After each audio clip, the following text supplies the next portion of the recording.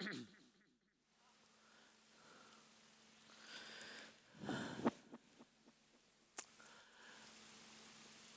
اللہ الرحمن الرحیم اللہم لعن قتلۃ امیر المؤمنین۔ آج شب 21 رمضان، شب شہادت حضرت علی،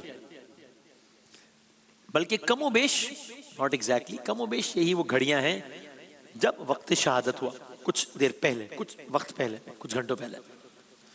سو آج کا موضوع داستان شہادت حضرت علی، کب کیا ہوا۔ آپ جانتے ہیں سرکار دو عالم صلی اللہ علیہ وآلہ وسلم نے آج کی شب یہ جو سانحہ رونما ہوا ہے، اس واقعے سے متعلق کیا کہا تھا؟ بہت اہم، بہت بڑی بات کہی۔ کہا دو لوگ شقی ترین ہیں۔ اب رسول اللہ فرما رہے ہیں تو اس سے بڑا حوالہ تو کوئی نہیں ہے، اور دو لوگوں کی بات کر رہے ہیں پوری امت میں سے، ایک پچھلی امت میں سے، ایک میری امت میں سے۔ اب ہم موضوع پر ہی رہتے ہیں، پچھلی امت کو بھی چھوڑ دیتے ہیں کیونکہ اس کی اپنی ڈیٹیلز اور ہمارے وقت میں گنجائش نہیں ہے۔ تو اگر میں اس پر آؤں کہ سرکار دو عالم نے اپنی امت سے متعلق کیا کہا کہ کون ہے ان کی امت کا شقی ترین شخص، فرمایا وہ جو علی کی داڑھی علی کے خون سے رنگین کر دے گا، یعنی کہ قاتل حضرت علی۔ اور ابھی جب یہ عقب میں جب یہ آپ کو کچھ پرندوں کی آواز سنائی دے رہی ہے تو یہ بھی مجھے آج کی شب کا ہی منظر یاد دلا رہی ہے، اس لیے کہ ابھی آپ داستان میں آگے سنیں گے اس طرح کی بھی کوئی بات آئے گی۔ تو ایک فرمان سرکار دو عالم کا یہ بتانے کے لیے کافی ہے کہ آج کی شب کتنا بڑا واقعہ رونما ہوا ہے، کہ جس نے واقعہ کیا اس کو کہہ دیا شقی ترین شخص میری امت کا، اس سے زیادہ شقی ترین شخص ہے ہی کوئی نہیں۔ داستان شہادت شروع ہوتی ہے 18 رمضان المبارک سے۔ اب یہ والا جو رمضان ہے حضرت علی کا معمول ہے روزانہ اپنی کسی بیٹی کے گھر افطار فرماتے ہیں۔ سو آج گئے ہیں جناب ام کلثوم کے گھر، بیٹی ہیں، دیکھیں اولاد والے سن رہے ہیں، باپ بیٹی کا بڑا عجب تعلق ہوتا ہے۔ جب باپ بیٹی کے گھر آتا ہے تو بیٹوں کی بھی، لیکن بیٹی کی خواہش ہوتی ہے کہ بہترین ممکن طریقے سے باپ کی خدمت کریں۔ تو طے ہے کہ یقیناً جناب ام کلثوم نے جو بھی بیسٹ اویلیبل چیز ہوگی وہی مولا علی کی خدمت میں پیش کی ہوگی۔ کیا تھی وہ مینیو؟ کیا تھا؟ 2 جو کی روٹیاں، 1 نمک، 1 دودھ کا جام، بس۔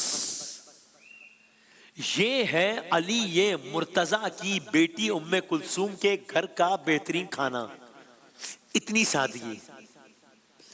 لیکن کمال یہ کہ بات یہاں رکی نہیں، جب یہ رکھا گیا تو حضرت علی نے کلام کیا جناب ام کلثوم سے، کہا بیٹی تم جانتے ہو کہ تمہارا بابا یہ دونوں چیزیں تو نہیں کھائے گا، ان 2 میں سے ایک چیز اٹھا لو، ان 2 میں سے بھی ایک چیز اٹھا لو۔ بیٹی ہیں، جناب ام کلثوم نے چاہا کہ نمک اٹھا لیں، یہ سوچ کے کہ دودھ سے توانائی حاصل کر لیں گے بابا، تو کہا نہیں بیٹی دودھ کو اٹھا لو، میں نمک سے افطار کروں گا۔ یہ علی مرتضیٰ کی بات ہو رہی ہے۔ کچھ لقموں کا افطار کیا، عبادت کے لیے تشریف لے گئے، یعنی گھر میں ساری رات عبادت کرتے رہے۔ یہ 19ویں رمضان کی رات ہے، یعنی ابھی صبح 19 رمضان ہو گیا۔ اب رات کا ایک پہر گزر گیا، اب آہستہ آہستہ وقت فجر قریب آ رہا ہے۔ سو اب مسجد کا رخ کر رہے ہیں، مکان کے صحن میں پہنچے ہیں۔ بیت علی قریب ہے مسجد کوفہ سے، سو اگر ہم بیت علی بھی دکھا سکیں دکھائیے گا کہ جو مسجد کوفہ سے بہت قریب ہے، یہ بیت علی ہے، یہ حضرت علی کا گھر ہے۔ اگرچہ 19ویں کی شب تو وہ تھے جناب ام کلثوم کے گھر پہ، لیکن کم و بیش یہی کوئی مقام ہے، کم و بیش یہ بیت علی ہے، جس کے اندر حسنین کریمین کے گھر کا کمرہ ہے، حضرت علی مرتضیٰ کے گھر کا کمرہ ہے، اسی کے اندر وہ جگہ ہے جہاں غسل دیا گیا حضرت علی کو۔ یہ بالکل یعنی اگر اس سے نکلیں تو آگے کوئی 7-8 منٹس کی واک ہوگی تو مسجد کوفہ پہنچ جائیں گے۔ یہاں سے آپ دیکھ رہے ہیں اگر اسٹریٹ چلا جائے مسجد کوفہ، مکان کے صحن میں پہنچے یہی کہیں مسجد میں جانے کے لیے۔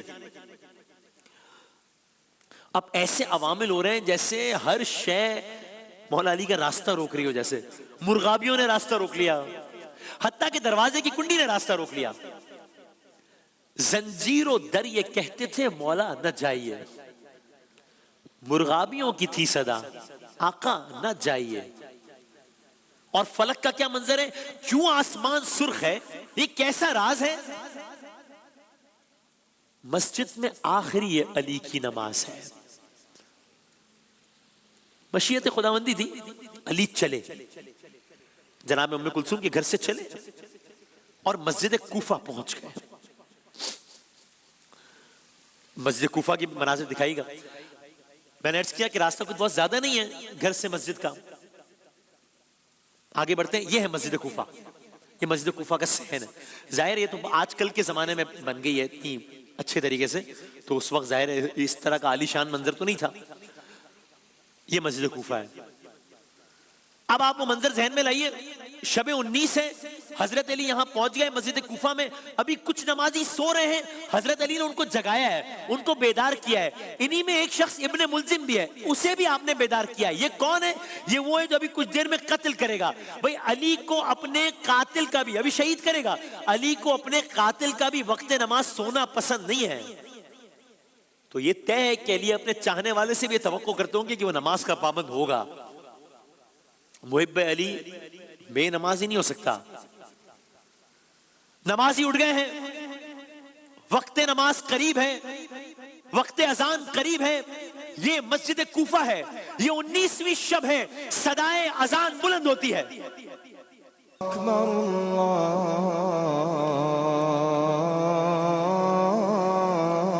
مسجد کوفہ میں اذان ہو چکی، صف بندی ہو چکی، نماز شروع ہونے کو ہے۔ حضرت علی محراب پر ہے، ابھی آپ کو محراب کے مناظر دکھاتے ہیں، ایگزیکٹلی وہ جگہ کہ جہاں پر حضرت علی کھڑے ہیں۔ حضرت علی محراب پر ہیں، نماز کا آغاز ہو گیا۔ یہ وہ مقام ہے، یہ وہ محراب ہے جہاں حضرت علی کھڑے ہیں اور جہاں پر ابھی نماز پڑھائیں گے۔ ابھی اذان دے دی ہے، نماز کا آغاز ہو گیا ہے۔ بسم اللہ الرحمن الرحیم، سورہ حمد پڑھ لیا گیا، دوسرا سورہ پڑھ لیا گیا۔ وہ علی نماز پڑھا رہے ہیں کہ جن کے بارے میں کہا کہ جب ایک مرتبہ، یہ ایگزیکٹلی وہ مقام ہے جہاں پر حضرت علی کھڑے ہیں، یہ ایگزیکٹلی وہ مقام ہے۔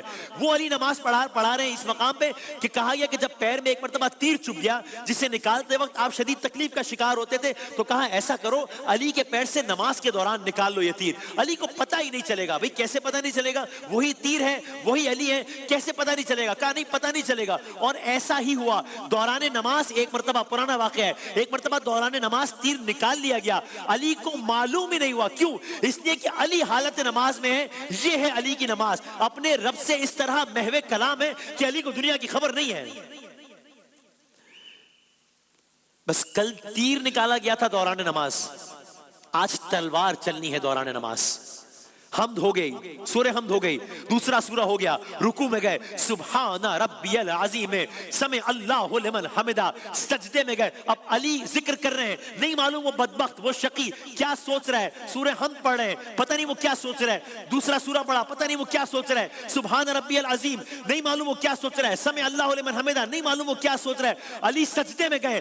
بس یہ وہ وقت ہے کہ جب معلوم ہے کہ اب وہ ظالم طے کر چکا ہے کہ یہ بہترین موقع ہے وار کرنے کا، اس لیے کہ سر کاٹنا علی کا تو ممکن ہی نہیں تھا، قاتل بھی منتظر تھا کہ وقت نماز ہو، حتمی تیاری کر رہا ہے حملے کی، سجدے سے ادھر سر اٹھ رہا ہے، ابن ملزم ادھر آگے بڑھ رہا ہے، یہاں تک کہ وہ وقت آ گیا جس کا رسول اللہ نے ذکر کیا تھا۔ عشق خدا میں ڈوبے علی پر زہر میں ڈوبی تلوار چل گئی، کوہرام مچ گیا، ارے علی زخمی ہو گئے، لوگ دوڑے ہوئے آئے، کوئی یہاں سے محراب کی جانب دوڑا، کوئی وہاں سے محراب کی جانب دوڑا، ابن ملزم باہر دروازے کی جانب دوڑا، کوئی حسنین کریمین کو اطلاع دینے کے لیے دوڑا۔ اب فضا بدل گئی ہے، ابن ملزم کو پکڑ لیا گیا، گرفتار کر لیا گیا، حضرت علی کو زخمی حالت میں گھر لایا گیا، اس حالت میں کہ آپ خون میں تر ہیں، اولاد والے سن رہے ہیں، نہیں معلوم کہ حضرت علی کی بیٹی جناب زینب کبریٰ پہ کیا گزری ہوگی، جناب ام کلثوم جنہوں نے ابھی کچھ دیر پہلے الوداع کیا ہے بابا کو، ان پر کیا گزری ہوگی نہیں معلوم۔ یہ شیر خدا کی بیٹیاں ہیں،